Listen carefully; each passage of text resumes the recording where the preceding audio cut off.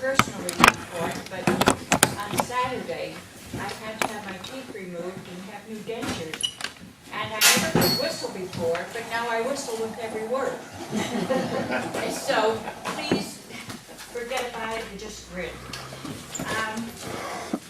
This meeting was called to bring factual information, not rumors, to residents and taxpayers in the town of Ellenburg concerning the proposed wind farm project. In May, the town board appointed 4 committees to do further research and evaluation of this new to us technology. Residents responded to an ad that we have in the paper, in the Legal Ad, and a short notice in the Of Interest, and that came out in April. And from this list, they were assigned to committee. And there were 4 committees established. The Benefits Committee, referring to a pilot program or whatever we might decide. The Zoning and Regulations Committee. The Ordinance Committee. And the Public Relations Committee. The Public Relations Committee is composed of Barbara Kramer, Darrell Moore, Sam Maniscallis, Christine Trombley, and myself. The other committees each have a board member as their chairman, and they will be coming to you through another public meeting to update you on what their committees are, how they're progressing. The goals of the Public Relations Committee are to, 1, to inform the public, both full-time and part-time residents of the town of Ellenburg, with the correct and truthful information in relation to the current projected windmill farm. 2, to provide a responsible unit to collect and disperse information, contact speakers, provide films, handouts, and so forth, and to schedule public meetings. The 3rd is to act as the chair at these public meetings and to follow rules and regulations set down in accordance with Robert's Rules of Order. The 4th is to be responsible for notifying the press, the radio, the TV, local groups, getting out posters so that all of you will show up again. And the 5th is probably our most important one, and that's to be both pro and con on this project. John Quirk and Patrick Doyle are here. John represents Noble Energy and Pat the Zopal Energy, and they've been invited this evening so that each may give us an update of any of their environmental studies, possible location of towers, stages of construction of a windmill farm, approximate number of local people to be employed in Ellenburg while this is progressing, and in what capacities. Now, that's just a few of the things that I'm sure they're going to cover. There will be many more. After their presentation, there will be a question and answer period, and I ask that you direct your questions to either Mr. Quirk or Mr. Doyle. And with that, do we flip a coin to see which would like to? We have a gentleman's agreement. I spoke first the last time, so. So it's Pat this time. And Pat, you might introduce the people that are with you. Sure. Thank you, Councilman Downcutt. Thank you to the committee and for inviting us to speak, and thank you all for taking your time to hear what we have to say. We see wind energy as an exciting development. We see that it has many benefits, and so we certainly appreciate you folks coming to hear what we have to say. I'm sure you have many questions and concerns, and we'll try to answer them. My name is Patrick Doyle. I'm the Director of Development for Zopal Renewable Energy in the Northeast. I'm here with my colleague Charlie Charlinski, who's joining me. What I'd like to do first is introduce Zilka. We're a company of about 60 people. We've been in the wind business for just about 7 years. Our headquarters is in Houston, Texas. We have 3 offices in New York. We have about 8 people working in the state. And we also work in the upper Midwest, in the Great Plains, in the Northwest, and in California. So we're a nationwide developer focused on the US. We also have a project in Costa Rica, but we're focused on the US. Recently, Zilka was bought by Goldman Sachs, which is a New York investment bank that also has a significant energy trading arm and owns about 6,000 megawatts of power generation on the East Coast. One of the projects which Goldman owns is a 10 megawatt wind farm in Madison County, New York. So we can now say that we have an operating wind farm in New York, which we didn't have before. We're also constructing the Maple Ridge, formerly called Flat Rock Wind Farm in Lewis County, New York. This year we're building 120 turbines. We started construction in May, and we expect to complete the first phase of that project by the end of this year. So that's Zilka. As many of you will notice, I have an Irish accent, so I come from South East Ireland. The county I come from, County Wexford, now has 3 wind farms, 1 offshore and 2 onshore. And one of the wind farms is on the site, a site that was originally proposed for a nuclear plant. And I'm certainly very pleased to see a wind farm instead of a nuclear plant at that site. So I was brought up on a farm, and when you're brought up on a farm, sometimes it's hard to make a living. I'm one of 9 children, and the farm that we were brought up on really certainly couldn't support 9 of us, and couldn't even support 1 of us. One of the appealing things about wind energy is wind turbines can provide more income for landowners and maybe make the difference between supporting a body on that farm and not supporting a body. So that's, if people ask me what's a key driver for me, it's the idea that you can, a landowner can make that little bit more from his investment, and from his investment in his resources and his investment in his time. I also have, my wife has asthma, and 2 of my children also have breathing difficulties. So I'm quite concerned about the quality of the air we breathe. And I've seen my wife have asthma attacks.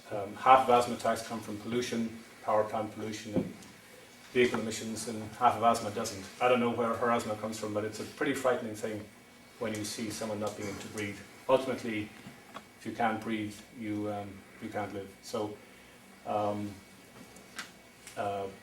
being able to work the land, being able to breathe, here are 2 areas that for me are extremely important. It's also nice to work in wind energy. You're working in rural areas, working in the fresh air, meeting folks like yourselves. So it's a very, very interesting job to have. So let me tell you maybe a little bit more about why we're here. New York is the Empire State, and at the beginning of the last century,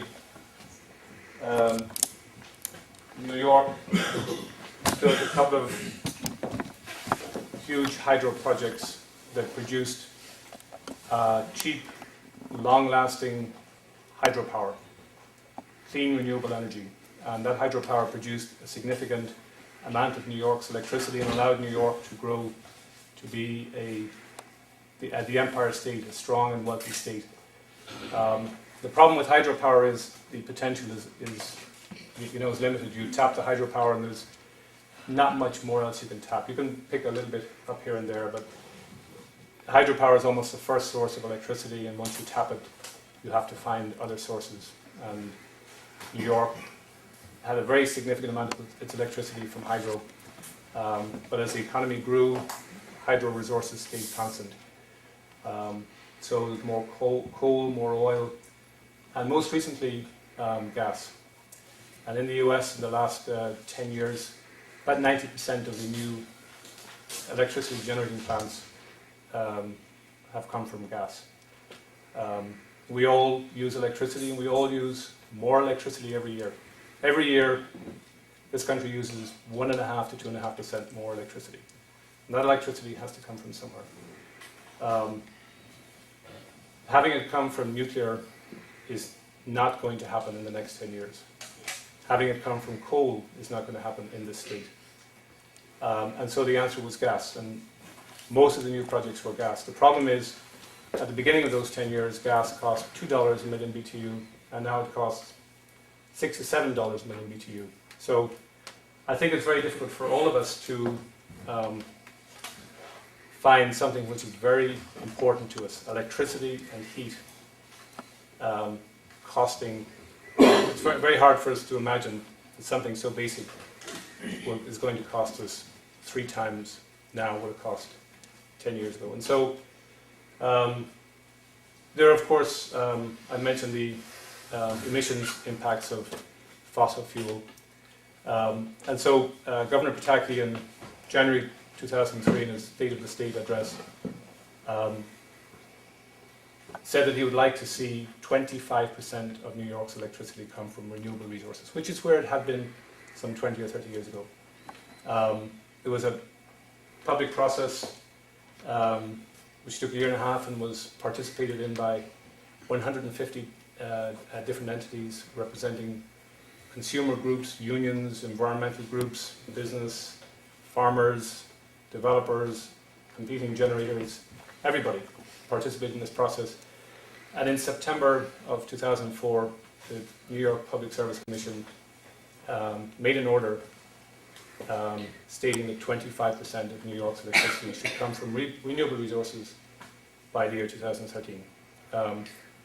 Wind is, renewable resources are hydro, wind, solar, biomass, biogas, and also landfill gas.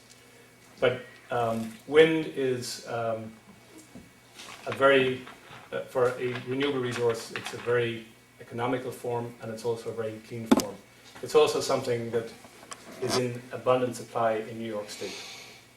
You all know that it's very windy here. And there are probably about 100 sites in New York that have wind and transmission, which are the important criteria. That doesn't mean to say that there are 100 sites you can develop, but there are 100 potential economical sites.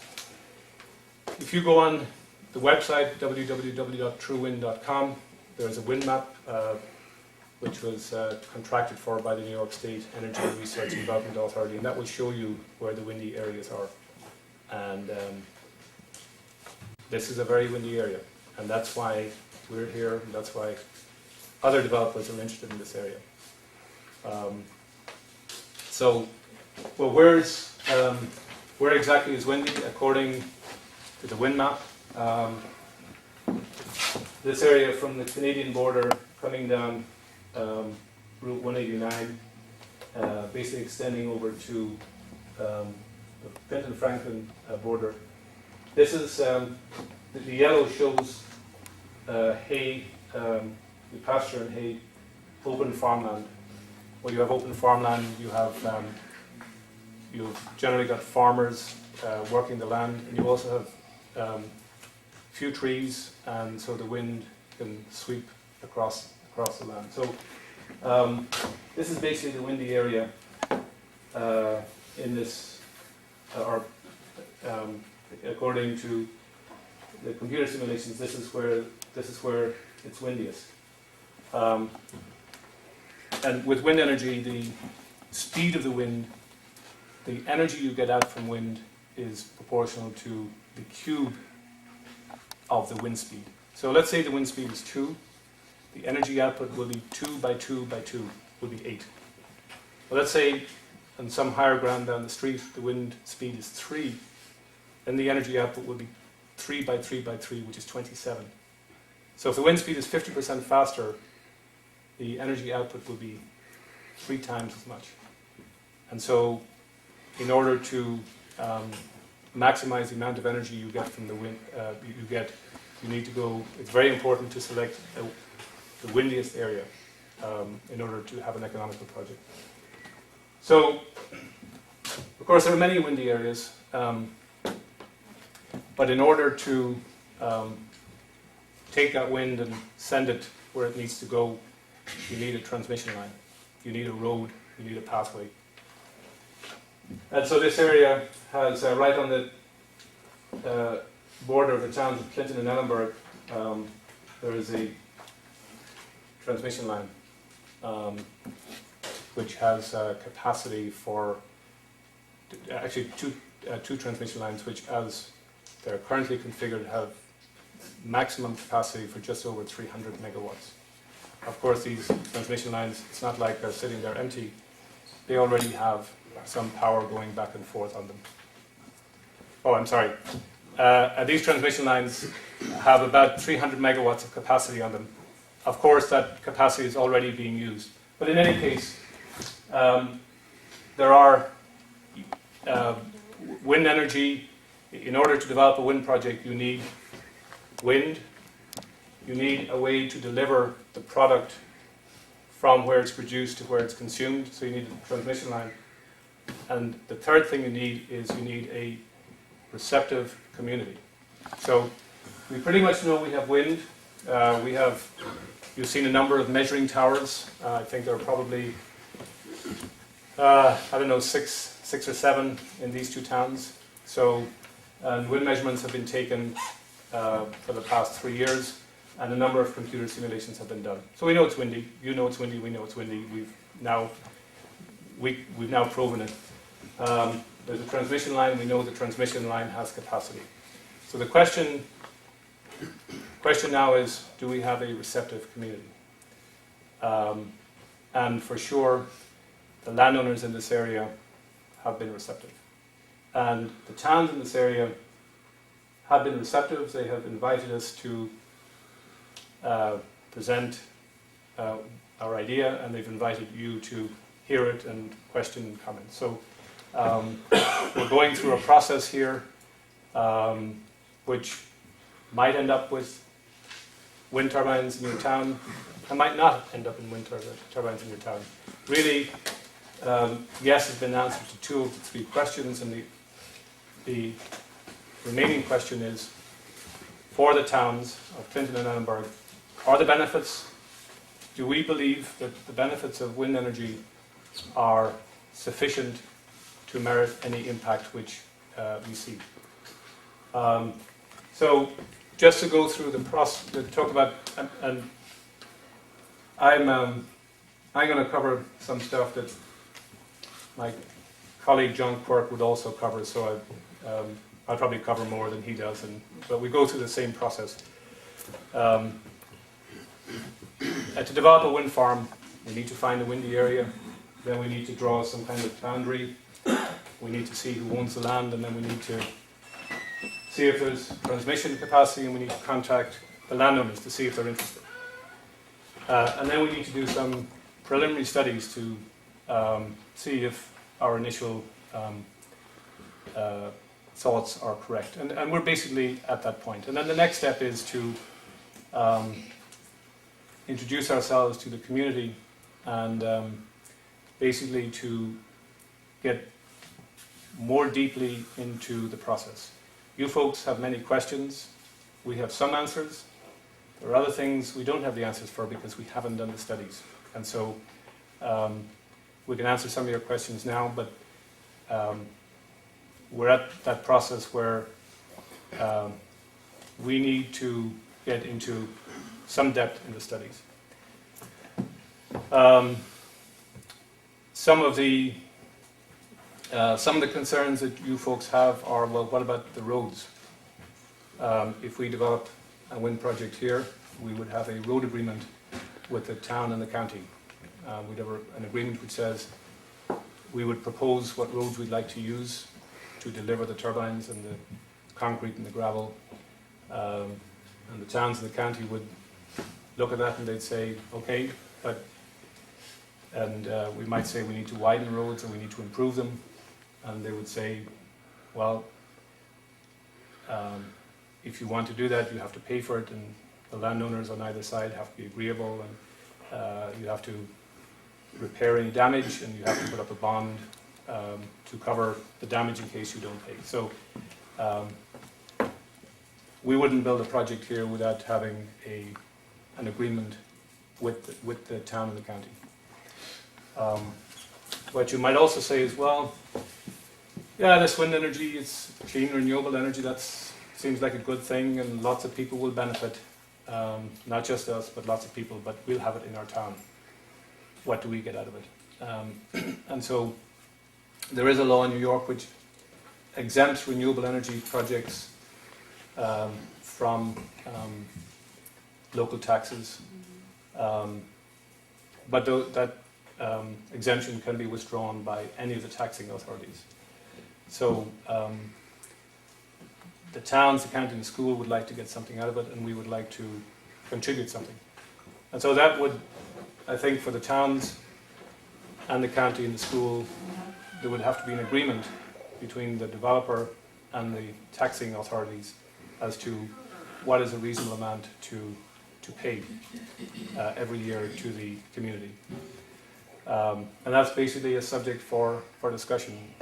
There's kind of been a standard set by other projects, and one thing I'll say is there are about 45 wind projects in New York applying to be interconnected to the New York Independent System Operator. 45 projects representing about 5,500 megawatts.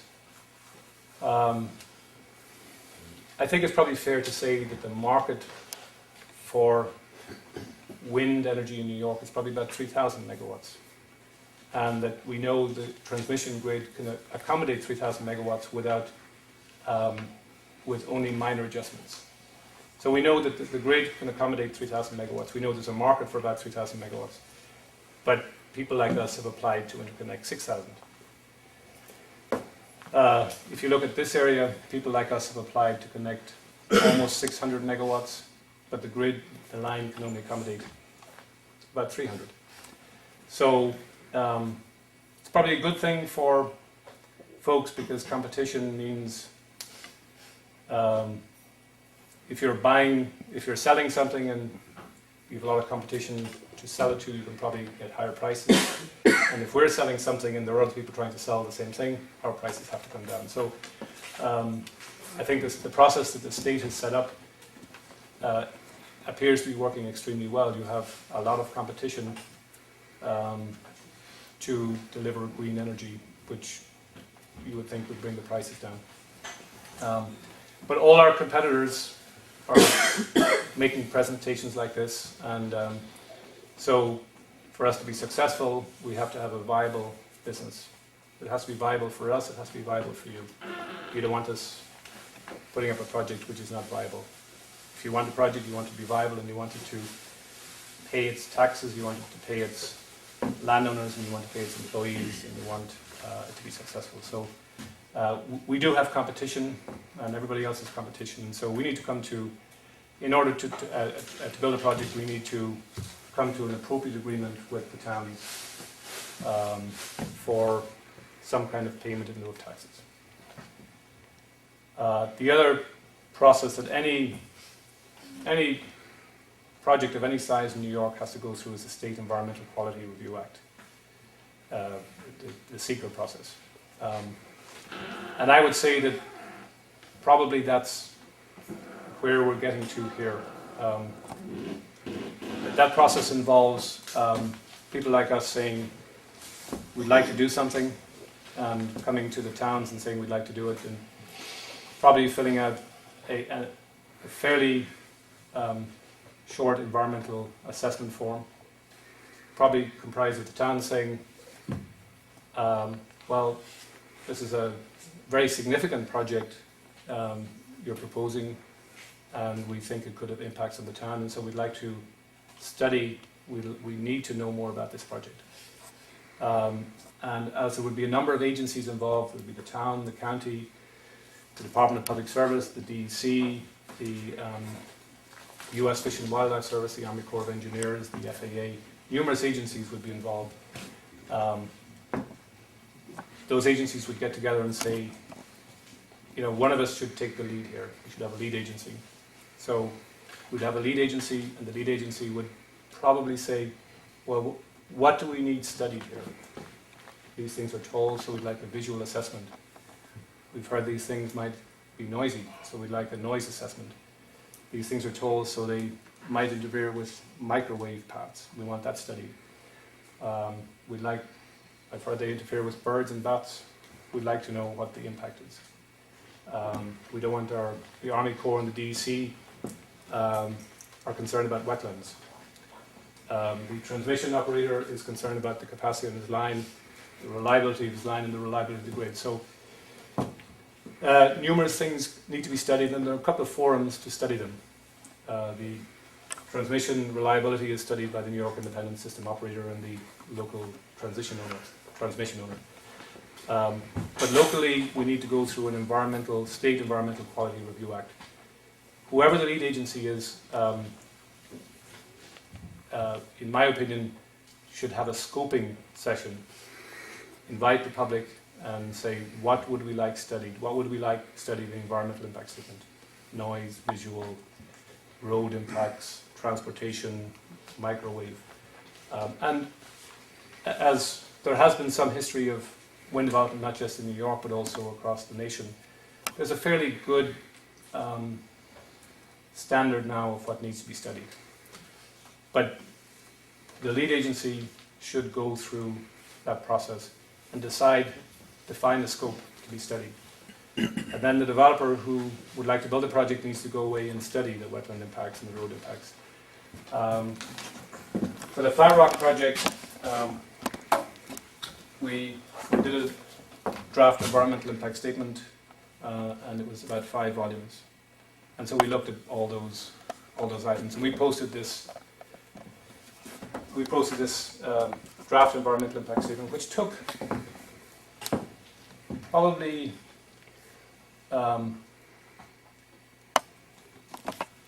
numerous months, if not a year. It takes months and months and months to prepare this. And some of the stuff we've already done. It's a very extensive study. We would present this to the lead agency, and the lead agency would review it, decide if it was complete or not. If it wasn't complete, we would complete it, and then there would be a public process to this. Such a document would be available to the public, and there would be a public process. Comments would be taken and findings made, and any permit issued or any building permits or whatever issued would be subject to those findings. So this all sounds, it sounds like a lot to do. I hope that's not my phone. No.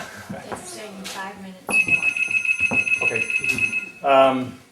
Sounds like a lot to do, but it's an important process because it protects the natural resources, it protects the town, and it also protects us because we all agree what we would like studied, and we go ahead and do it. Of course, this work is done at our cost, and there's also some review required by the towns, some legal review, and some consultants would be required to review this.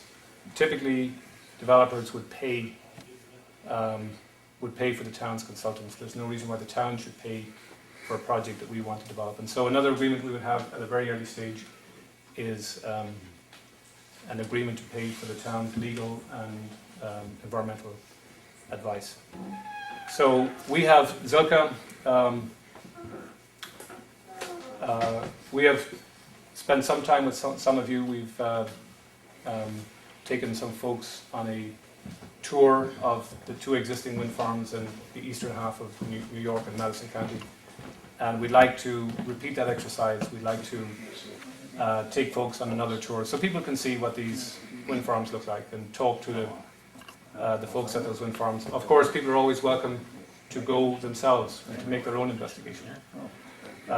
So anyway, We have made an application to build 75 turbines in Clinton and Ellenburg. And so we've applied to the grid to interconnect up to 123 megawatts or 75 turbines. They will not give us permission to, that's what we applied for, they will not give us permission to interconnect more, but we could interconnect less if that's what comes about as a result of their studies or our studies. So that's the project that we're proposing. It will generally be in this area, and as we go through the process, we will be in a position to provide more detailed information on where the turbines will be and where the roads will be and so on and so forth. So I think I've hit my time limit. I'll hand it over to Mr. Quirk, and I guess there'll be a question and answer series later. Thank you. John? Thank you.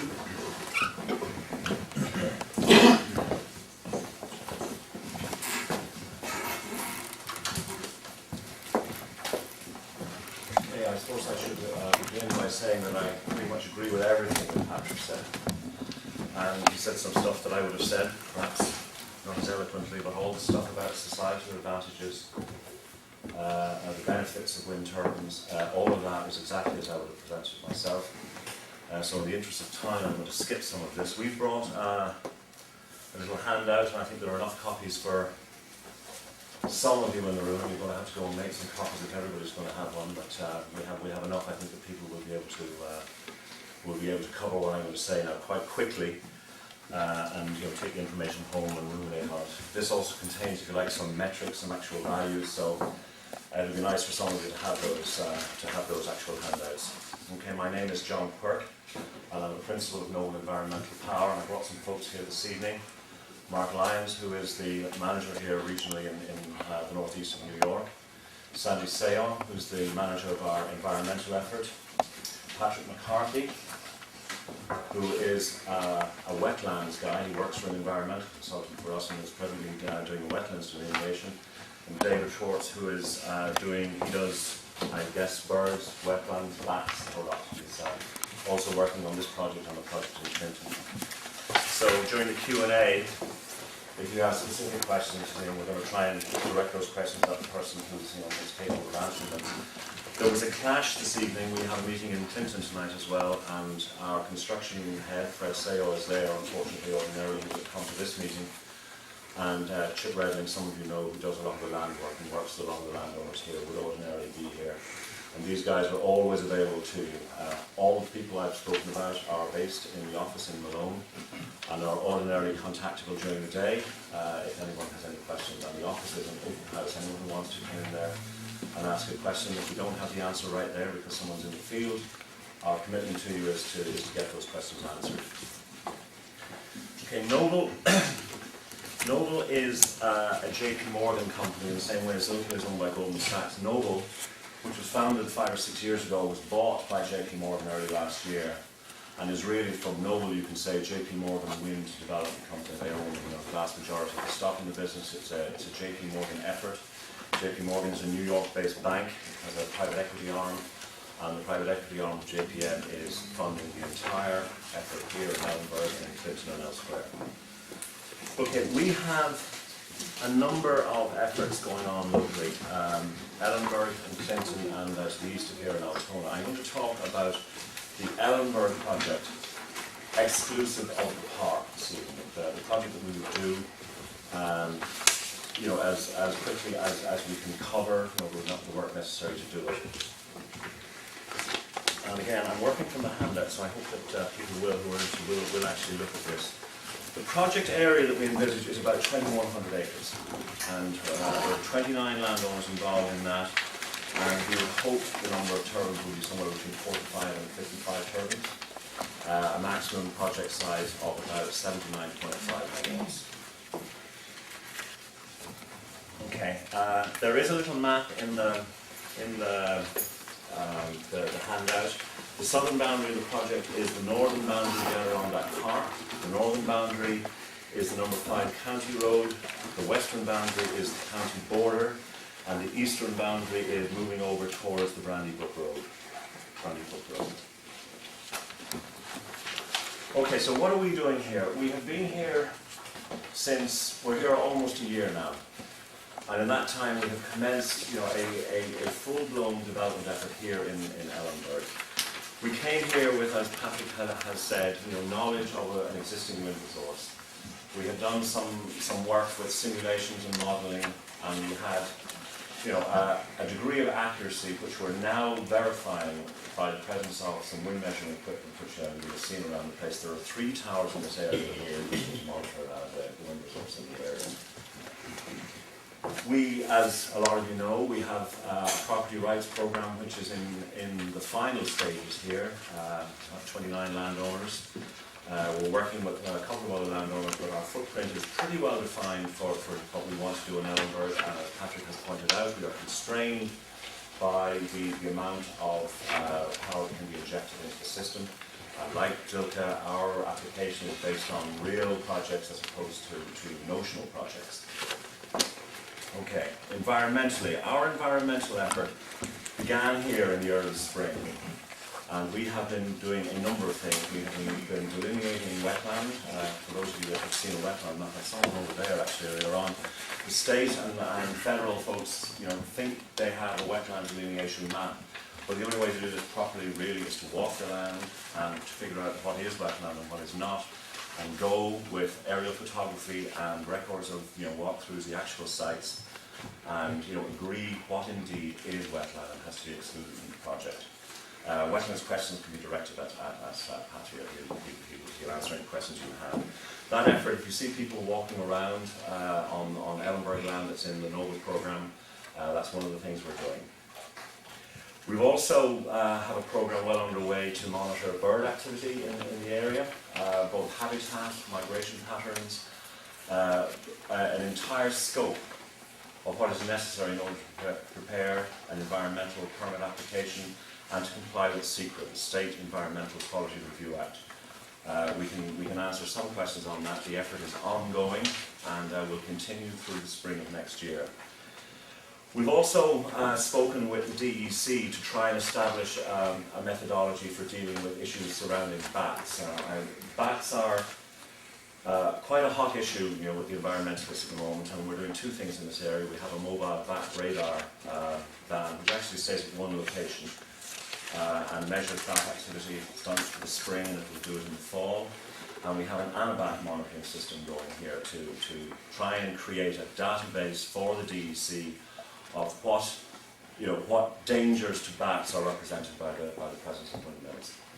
Now, also environmentally, I have to make a quick reference to a post-construction study that we're doing on an existing wind farm, because a lot of the questions you get about bird and bat has to do with what will happen. And of course, nobody can predict what will happen when the wind turbine plant is built. We can make educated guesses.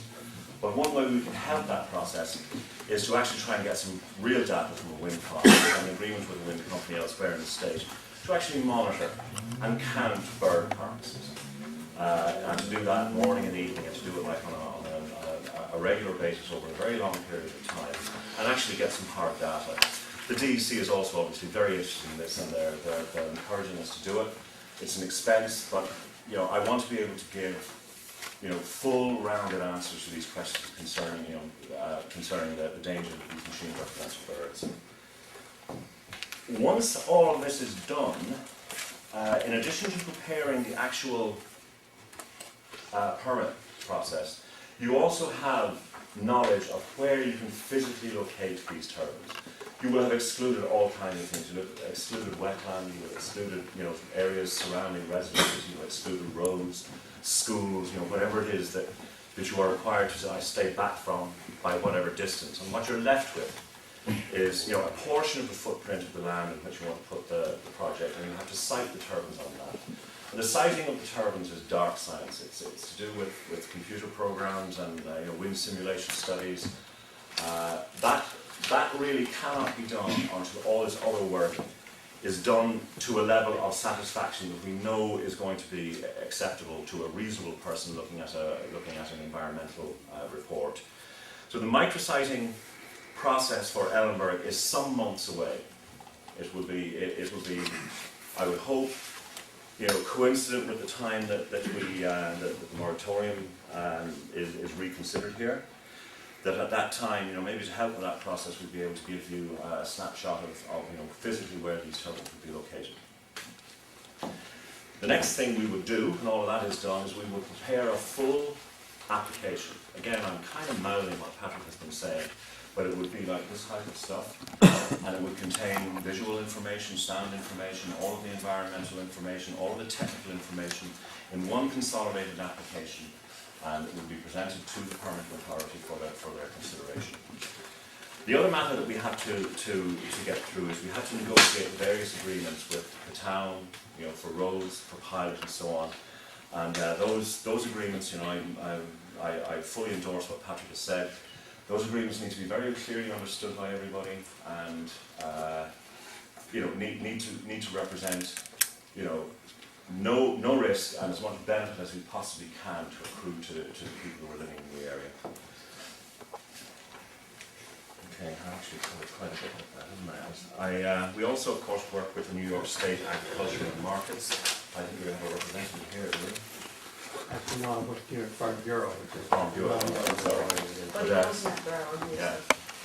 Matt Brower is the guy we deal with, and we work very closely because clearly, an additional consideration in a community like Ellenburg is that we minimise the impact to the activity of farming.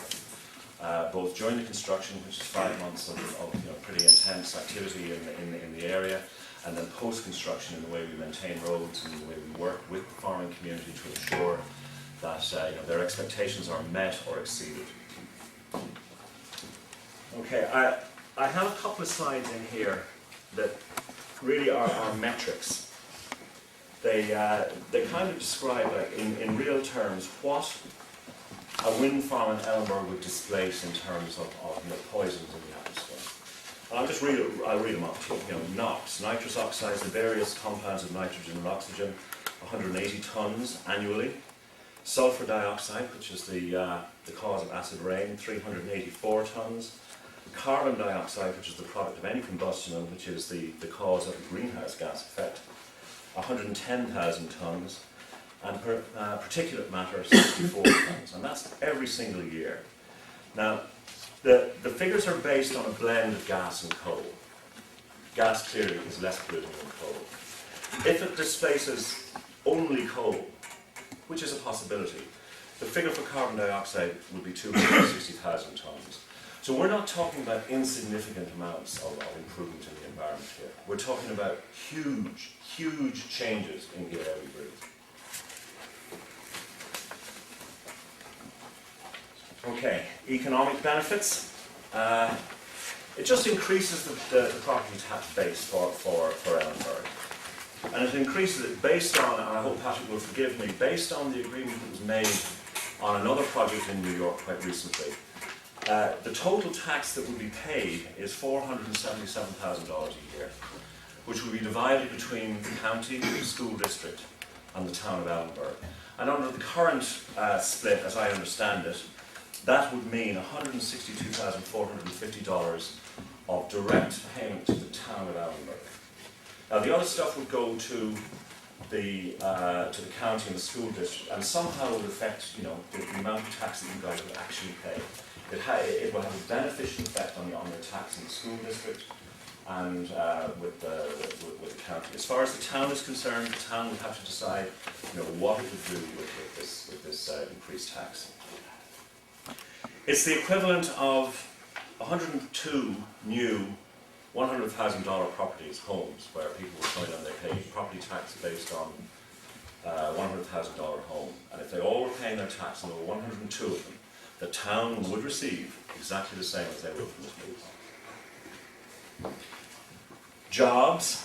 The construction job estimate, which is based on a project that we have in construction in the state of Michigan. It doesn't vary that dramatically. Once you get to about 55 or 60 megawatts, all the way up to the size project that has been done in Maple Ridge, it's somewhere in the 250 people who would be directly employed in the construction of the project. But construction projects, as you know, they're transient. It's a kind of a 5 or 6 month process. The number of jobs that are generated for a project in its operational phase, and it's hot in here, isn't it? The number of jobs that are generated in the operational phase of the project, based on 100 megawatts, because the state has a model to try and figure out the number of job equivalents. And the state employment equivalent model for a 100 megawatt project is 43 jobs. Now, those jobs are not direct jobs, 43 people who get up in the morning and go to work on this particular project. Some of them are those kinds of jobs, others of them are indirect jobs, service suppliers, people who are working on more than one project, increased commercial activity generally in the town of Ellenburg. I think, as we go through our development process, we're building, a plan, an employment plan surrounding the project, and there are a number of direct jobs that I just want to briefly talk about. I want to talk about the operations and maintenance jobs that the project would create. These are high-value electromechanical jobs. They require training, probably by General Electric and Schenectady, and they need to be ultimately jobs that are performed by local people who are invested in this community. And that's not being altruist, it's just an intelligence test to find and develop a local expertise for the wind park that's going to stay here. If we zoom people in, they'll zoom right back out, some other time. So we really try to find valuable, skilled local resources and get them into these positions and these jobs. There are, I don't know how many of these jobs there will be, but there's going to be a good number of them. And then down the food chain from that, there will be good clerical jobs, there will be support jobs, there will be ploughing contracts, there will be all kinds of increased activity in the local shops, electromechanical work, all kinds of support activities. And I hope that in 2 years' time, if we're successful in permitting a project here, I'll be able to come to you and say, okay, here's my understanding of how we get to 43. And at top of that list will be the real jobs and then the indirects. A third benefit, we pay the landowners easement payments, both during the investigation period and a royalty-based payment during the actual operation of the project, which is based on the project's performance. And we do all that while indemnifying and protecting the landowner from the liabilities associated with the project. I think another benefit worth mentioning is that all of this happens, this tax base and the employment, without additional stress on the community. There are no increased demands on your school system, on the sewer, on the roads or anything else. We don't import a lot of people who are going to live here for a long time and whose children will need to be educated and who will have needs of the fire service and so on. So it's kind of, I have to say, for the school district, it's sort of, you can consider it a windfall. I've got to be careful, I'm not a teacher on the board here, but it is a sort of windfall. How am I doing? Okay. I want to talk briefly about some myths that you will all have heard about wind energy. And again, I put 3 or 4 of them into this slide. And I'd ask people to do their own investigation of these myths. But the things we've heard really quite disturbing. That wind turbines cause mad cow disease, or can cause mad cow disease. It's just a bizarre idea. I can't get up here and tell you, make an argument, because it's just so bizarre that it beggars belief. I really don't know what I can say. Wind turbines cause low-frequency noise problems. There's no basis for this, and in fact, the source that was quoted by the person who suggested this is quite annoyed that he was quoted and has written a paper which we'd be happy to share with you, saying there are no significant low-frequency or infrasound emissions from a modern windmill. People who have those kinds of concerns because they've heard this, we have information from independent sources. There's no point in me writing a paper and saying, here, this is the truth of it, but from independent, acknowledged experts. And we're happy to share any of that with you, like people who have those kinds of concerns. Another one was wind turbines rumble the ground, they shake the ground in the deep geology of the ground. Well, I think the best thing to do, and some of you have done this, anyone who came to Fenner with me to the Fenner Wind Park, I asked them to put their forehead against the support structure of the windmill and see if they could feel anything at all. The windmill is above, spinning away. And without exception, they said nothing. So if you can't feel it in the tower, you know, I want someone to explain the physics to me of how you can feel it in the deep geology of the ground or anywhere else. Wind turbines cause stray voltage. Now, stray voltage is a concern for farmers because many farmers over the course of you know, building and developing a farm have experienced stray voltage problems, and when you talk to farmers about it, like Dave, it's a real concern. It's not caused by windows. What it's caused by are incorrect wiring practices and the use of multiple, you know, grounds or earths in constructing an electrical system in a building or in a building that's being extended. These problems have materialized more in certain places than in others because the codes vary from state to state. I mean, the state of Wisconsin had these kinds of problems. If you read the electrical code, you know, an electrical engineer will tell you why this has occurred. And where stray voltage problems have occurred that, you know, I talk to farmers about, inevitably there has been you know, more than one grounding source in the electrical distribution that was under consideration. Happy to share all this electrical, grounding, stray voltage kind of information with anyone who has an interest. Okay, nice picture of our Batmobile. We're very proud of this. There was a scramble to get these things under contract at the end of last year. And this machine produces fascinating information. It measures, you know, radar to sky in this direction and in this direction. And it does it continuously, and it does it from a single location, and it does it in the spring, and it does it in the fall. And it has, you know, records of anything that crosses the barrier. And then these guys, they look at it, they do visual confirmations of the breeding and so on, and you produce a real picture of, you know, what is happening with you know, aerial creatures in the area.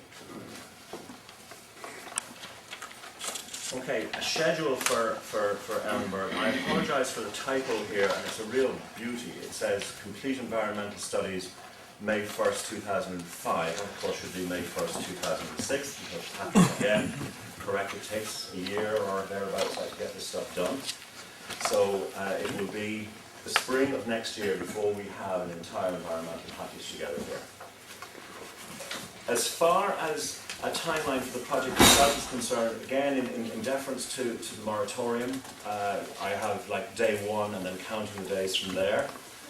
You know, if we had a complete application filed on day one with the town or the lead agency, we would expect that it would take, you know, 3.5 months to get the approvals, to negotiate everything that we needed to negotiate, and to agree everything and to have a full understanding with the town of what was going to happen. So we're saying 3.5 months for that.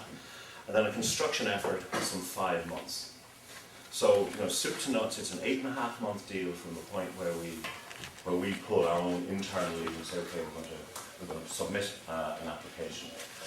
I have to say that we're doing all the work that will be required to do that application, regardless of the fact that we're at risk. I think Patrick's doing exactly the same thing. Okay. Finally, there's contact information in here. People who are based in Malone, myself based in Chester, there are phone numbers and there are email addresses. You know, we encourage anybody to call us or contact us. With that, I think Councillor Danforth will do there. Thank you, Pat and John. I have a comment and then I have a question. I was delighted the other day to receive my Business Week and find an article, Alternate Power, Changes in the Wind. And it really goes into detail of the finances, and it's a very reassuring article to read. And I hope that all of you get a chance. The second is my question. The Adirondack Explorer is North Country magazine by subscription. And there's an article, should the APA approve wind towers in North Creek? And there's a yes and a no. And the following page is the Explorer mailbox with letters to the editor, sort of thing, with way off base, minimal threat to birds, looking good, tourist attraction, less is more and so forth. But it's, at last, it's all coming out in the open with different publications. And we're becoming more familiar with this. With seeing this in the Adirondack Explorer, do either of you have any feeling about the possibility that the park will be opened for wind energy development? The northern part, or? Maybe I probably know less about the Adirondack Park than anybody in this room. So, I will try to answer that. For wind energy production, you need three things: wind, transmission, and the receptive community. And receptive community, I include people who want it and environmental conditions that can accommodate it. The Adirondack Park is windy. But there are not many transmission lines in the Adirondack Park. There are not many people there, there are not many transmission lines. And one thing about electricity, it's generally consumed where there are people, and you generally need to produce electricity fairly close to where there are people. And some folks say, like for example Tom Golisano, wind energy is good, you should produce it in the Midwest. And of course, wind energy is produced in the Midwest. The problem about producing wind energy in the Midwest and wanting to consume it in New York is that you make Indiana and Ohio and Pennsylvania, you make them transmission corridors. And then you have so many losses that you have nothing left by the time you get back. So consumption and production need to be reasonably close together. So in the park, there are not many transmission lines to, there are not many people to consume it, and there are not many transmission lines to bring the energy elsewhere.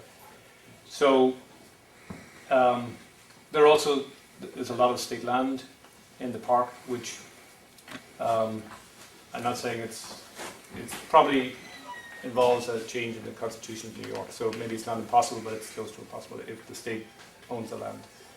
So there are actually very few areas in the Adirondack Park where you have the criteria: wind, receptive community, and transmission. One of those areas is North Creek, and we did a study. We had a consultant look at the possibility, and they concluded North Creek, the very southern part of the park, and the very northern part of the park, the conditions could exist: transmission, wind, and the possibility of a permit. North Creek, there's an existing mine. It has probably the most liberal permitting regime in the whole park. So there are very few areas where you could do it. One place in the north, one place in the south, one place in the middle. For us, in any development, you go for the low-hanging fruit, the windiest area with the most capacity on the transmission line with the most enthusiastic people. So in the park, there are very limited areas, and you have one extra layer of permitting, of approval. And so that was a question you asked: will they approve it? The feedback I have gotten indirectly is that the Adirondack Park many of the resources in the park have been damaged, seriously damaged by pollution coming from Midwest coal plants. And so there is a recognition that the resources in the park have been damaged by fossil fuel power plants. And there is some acknowledgement that fossil fuel power plants, electricity produced by fossil fuel power plants, is not good for the park. So I think that acknowledgement is there. Whether the park agency would permit a project or not, as I say, I know less than any of you. But there are very few areas where the question would arise. Maybe I can add a little bit to that. You know, we've had the same reaction from the park. You know, that they would consider in certain specific areas, you know, doing or issuing a permit. And you know, in the context of my question, it was the extreme north park. We have a strong sense that they really would like to see this at work They want to see what the construction does to impact the area, and they want to see what the actual windmills, what the behaviour is. I was quite encouraged actually by the couple of conversations that I've had, and as you know, I mean, those of you that are following this know that like, we have a parcel of contiguous land in the park. The acknowledgement that the park is being damaged from other sources is very clear. You know, there are people committed to the environment who are in the Park Authority, and they know that, you know, the static policy of just keeping everything out of the park is not the answer. I also had a very fair comment recently that, is it really fair, for no good reason, prevent, an economic opportunity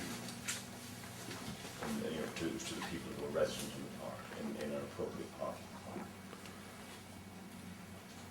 I have a question to that subject. May I ask them? Okay, are you guys, did either one of you have representatives at the APA meeting in this spring? No. No. No, okay, because they did discuss the possibility of wind farm projects in the Adirondacks in the APA, and they said they wouldn't even consider it. The other comment is a Time magazine last week also had a good article on it. Well, have either of you gotten any information that you're willing to release from the wind towers, the wind measuring towers that you have up now? Yeah, the wind here is comfortably north of 8 meters per second as an annual average. So it's, That's publicly available information. If you go to Yeah. the New York website, you can see that, a good part of this area has a little red spot. yeah, but I was wondering about the specific measuring devices that you have in place now. There's a graph like every day. Yeah. Is it about what you expected? Yes, it is. Yes, it is. And what's that number? As I've said, it's north of 8 meters per second. Pardon me? It's north, it's in excess of 8 meters per second as an annual average. And then there are monthly averages, and there are diurnal averages, and there are day and night. There's, season by season. It is very, very complex. It's not possible to say the answer to your question is why. It's an intermittent resource, and it blows at a different rate, and you can make assumptions about the averages, in different months and at different times of the day. But it's the annual average is, in excess of 8 meters per second. What velocity is it you need to run the nacelles? The The wind highest. speeds here are acceptable. Like, they're more than acceptable. This is a good wind resource. What's the peak amount that you would use? What, how much? Well, a wind turbine can accept wind at lots of different speeds. The design that we're considering, which is a 1.5 megawatt machine, will begin to generate electricity at wind speeds of about 4 meters per second, little in excess of 4 meters per second, How's that miles per hour measured? 13 feet per second. Hmm? 13 feet per second. Miles per hour? Miles per hour. About 8. Yeah. 8 Little is bit an more than- average? little bit Would more that than- be a monthly average about? No, that? what I'm saying is that the turbine is standing there and the wind begins to blow. Once it reaches that speed, the turbine is capable of generating electricity. Right. And it will ramp up as the wind speed increases to about 15 meters per second, which is 50 feet per second, which is like 40 something miles an hour, is it? Something like that, 36 miles an hour. It ramps up to its maximum speed and the maximum generation capacity, and it's generating the 1.5 megawatts at that wind speed. It then, as the wind speed increases, it continues to generate at 1.5 megawatts until about 25 meters per second, when the wind speeds are sufficiently high that the mill has to turn itself off. It has to feather itself out of the wind. So the graph looks like a ramp up, a horizontal piece, and then a dead stop.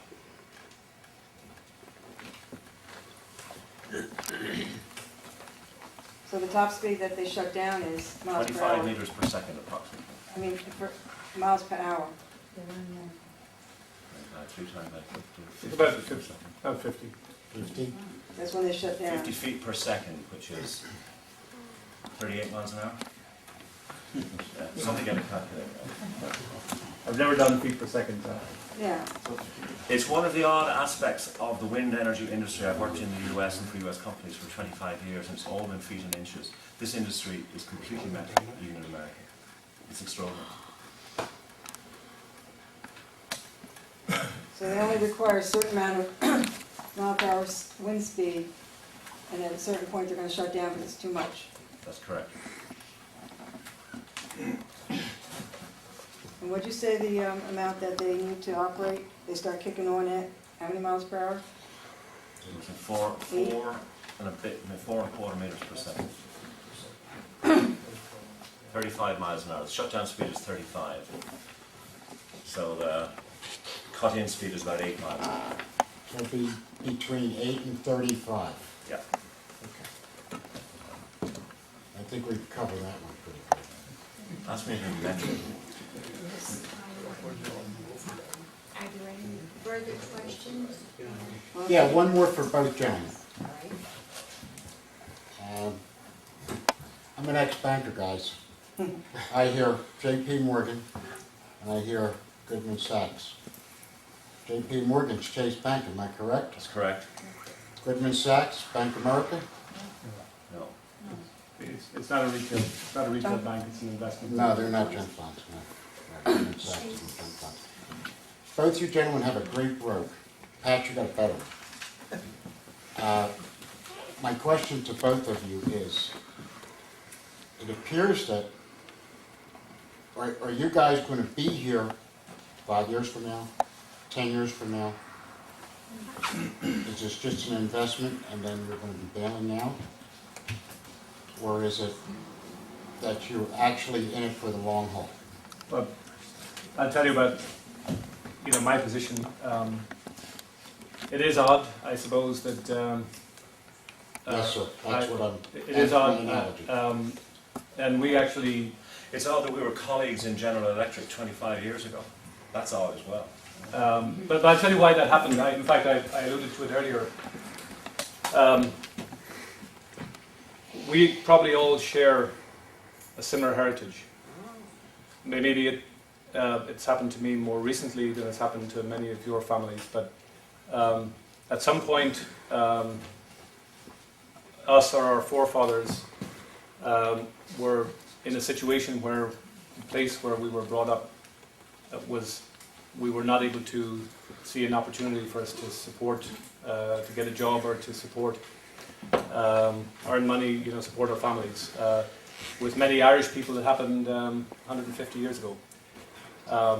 And it continued to happen for 150 years until about 1995. Every year, 60,000 people left Ireland.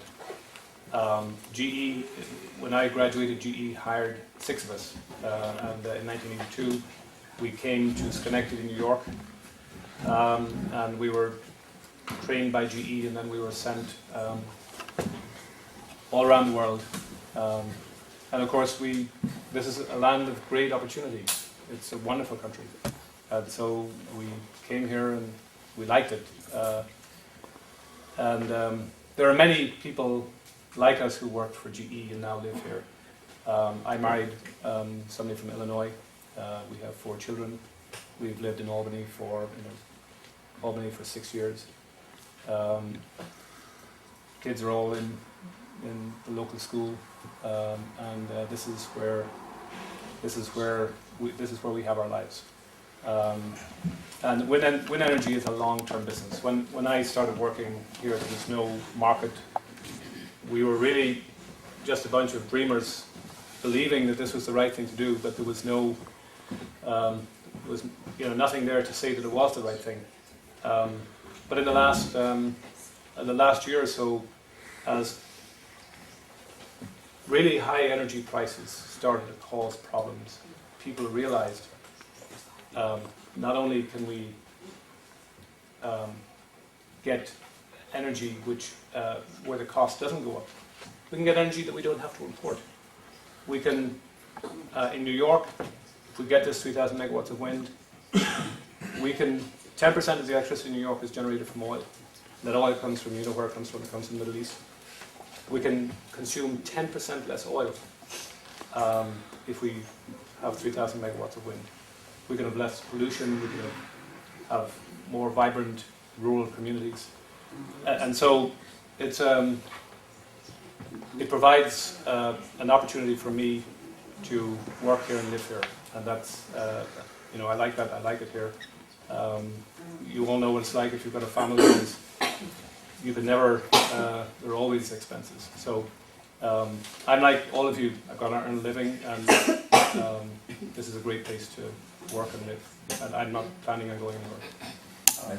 Just one Maybe comment. I'll add a little bit to that. I'm sorry. Just one comment on that. I think probably all of us that are grandparents have children or grandchildren that have had to move out of the area because there isn't any work here. This might provide an opportunity for a few of them to stay. There will be jobs here. What kind of jobs though, John? Well, in And the the presentation I construction? said that there will be a number of I mean, high-value are they gonna be electromechanical. constructed? Can I answer one question at a time? My question. Let me just answer one I'm sorry. question at a time. I think, you know, I also come from the same windy rock as Patrick does. And, you know, I first came here in 1980, and I've lived abroad, but I've worked for an American base since that time, mostly with General Electric. You know, as far as JP Morgan are concerned, their stated purpose is to build a world-class wind company. To understand how JP Morgan works, they take ideas and they create large, successful indigenous companies out of those ideas. And what they did was to look around at where they could find the ability and the energy to create what they call a world-class wind energy business. And, you know, they bought my company. That's what they did. And their plan is to grow that company. We're not just doing a project in Ellenburg. In the same way as Zilka, our focus is in the northeast, but we are developing 7 projects. This is not a hit-and-run operation. And, you know, JP Morgan or Goldman Sachs are not in the business of doing that. They have records that demonstrate that.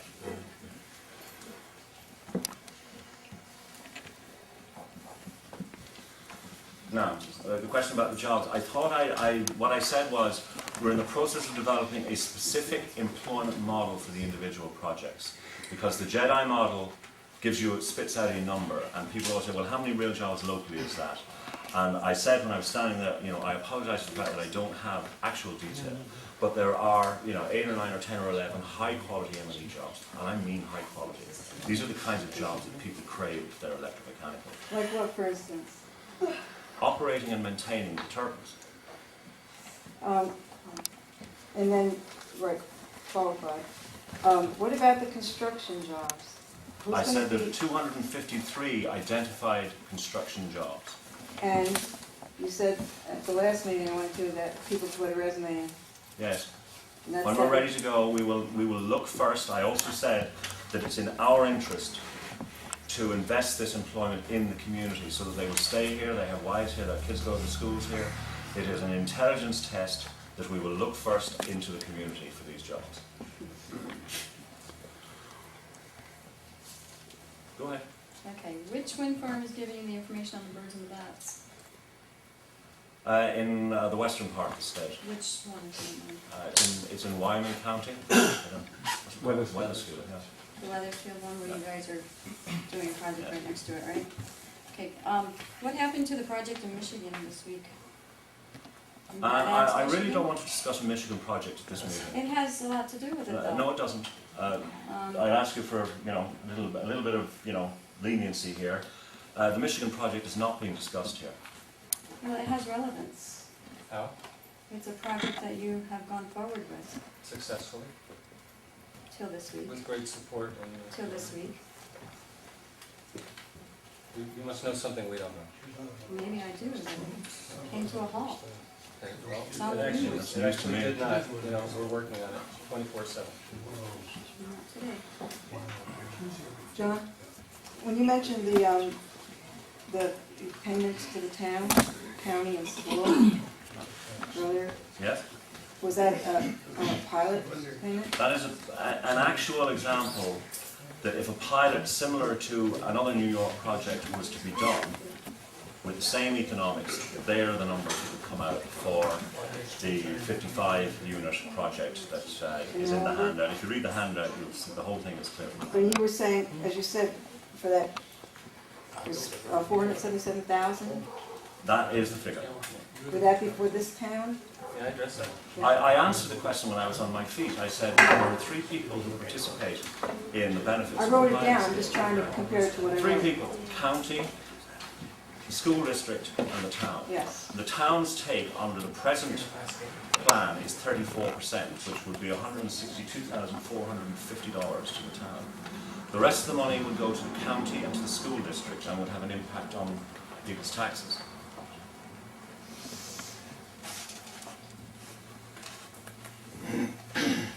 Is there anybody from Ellenburg who wants to ask a question? I'm from Ellenburg. Yeah, okay, good, I'm glad you are. Yeah.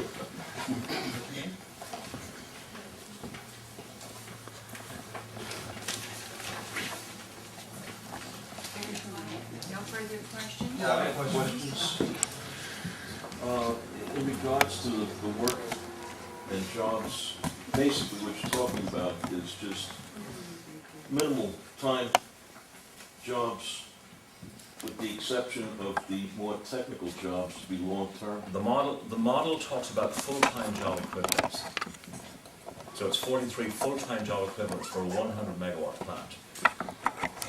So that's 43 times 40 hours per week. How many of them are direct jobs is a question that we need to try and answer in a more meaningful way than just referring to the New York State's model. I know, because my own background, I did a lot of operations and maintenance in my own background, I know the quality of the O&M jobs. There are a lot of opportunities in the operations and maintenance side of this. A typical sort of partial job is, someone is going to be ploughing roads here, like big ploughing contracts to keep the roads open. There will be road maintenance contracts, there will be, civil engineering support jobs. There will be offices here in which people come to work. There already are offices in which people who are local come to work. How many of them will be full-time equivalent? I would hope that half of them are. Please don't write that in your newspaper, because we don't know until we get a specific number of turbines. It's just an idea. I mean, a realistic idea. I mean, the town is not going to spring and come to life. It's just a little respite in the economy of the town. Well, I think it's more than a respite.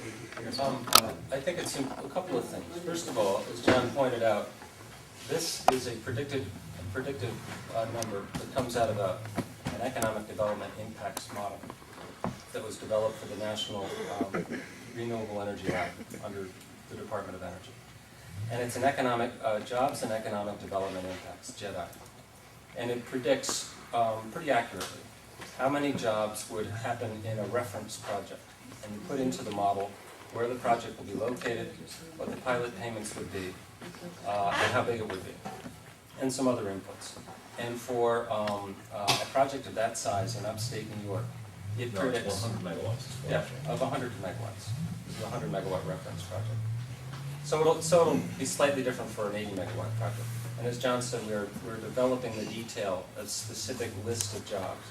But it's important to remember that they fall in 3 categories: direct jobs, people who report to work to the wind farm every day; indirect jobs, which would be subcontractors who serve and support them; and what they call induced jobs, which are people who are in the community who have restaurants and gas stations and hotels and the rest of it, who support all of them. And these are full-time job equivalents. The number that would be local depends entirely on the local talent and skill base. As John said, we would seek to make as many direct hires as we can among qualified local people. But every town is different. Some towns have a lot of people who are already qualified to do those jobs, some towns don't. Those jobs are really statewide full-time job equivalents that would be developed for a north country wind energy project of that size. It's really largely up to Ellenburg and the surrounding community how many of those jobs become local. We would seek to find qualified applicants and train them. So it'll be a cooperative effort. Patrick, how many people, or what's the construction company that's in Martinsburg right now? The one that's doing the work? The one that's doing the roads, it's a company called Blattner. Where are they based? They're out of Avon, Minnesota. They're one of 3 companies in the US with experience in constructing wind farms. So I wish there was such a company in New York, but there isn't. Maybe there will be with all the activity going on.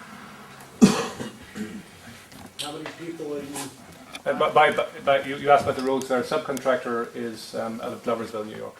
What?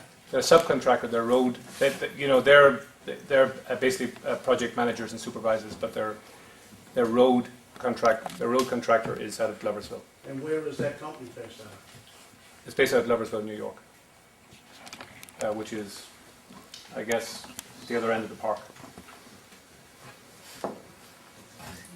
I'm making probably more comments than I should, but on this employment, right now, our best and brightest go somewhere else. We grow them, we pay to send them to college, and they have to go somewhere else to get the kind of job that they're qualified for. I think, maybe I'm wrong, but I think that some of these jobs, operating these, require engineers and people with skills. And we might be able to bring some of our own back home. It's already happening actually on one of your neighbouring projects. Some people who were from the area have kind of written in and sent resumes and said, you know, I really would like to come back to my area. You know, and we've met with them and we speak to them all the time, like, and they're, you know, pretty high on our list, to be honest. If I could just add to that, in terms of local impacts, you know, we hear from more people every day who are cashing those environmental power checks at the local bank, because we are circulating a lot of money even at this early stage of the local economy. But I had the pleasure yesterday in Plattsburgh of meeting at the Rotary Club, a woman from SUNY Plattsburgh, and she told me about the Costi Scholarship Program, which provides scholarships specifically in alternative energy studies. And those are some of the people that we would want to cooperate with and find talented people right down the road who are interested in going into this field. I have a question. I want to make a comment. As you represent Noble and you represent Zilka, I represent some Ellenburg residents. Patrick, now you talked to the Martinsburg project. Is that the Tug Hill project? Okay. And I will say, yes, I know that there are local people hired for that project. There was a man that got hurt this week that's fighting for his life, but he was a local person. That's the most local employment that I've seen out of the 2 wind farm companies. And if you don't mind, Patrick, would you talk about the taxes again? You said that you're not taxable. That's correct. Well, there is New York State Law 487. Is it 487? 487. Called the Wind and Solar Exemption. And so, what the law states is that taxing renewable energy projects are exempt from taxation unless the taxing authority removes that exemption, which they can do. Right, which Noble said that you were wrong, but okay. Thank you for clearing that up. Excuse me, Linda.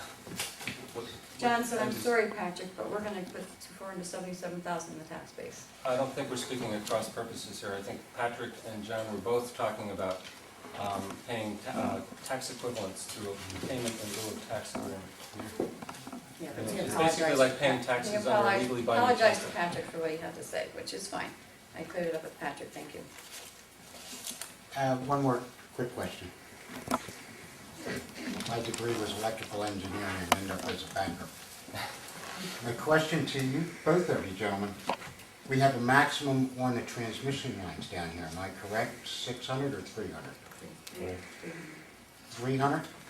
Just over 300. Just over 300. You're proposing 75 or give or take on the megawatts? Megawatts, yeah. Okay, and you? We have applied to interconnect 123. 123, so neither one of you even with you together. you will not exceed it.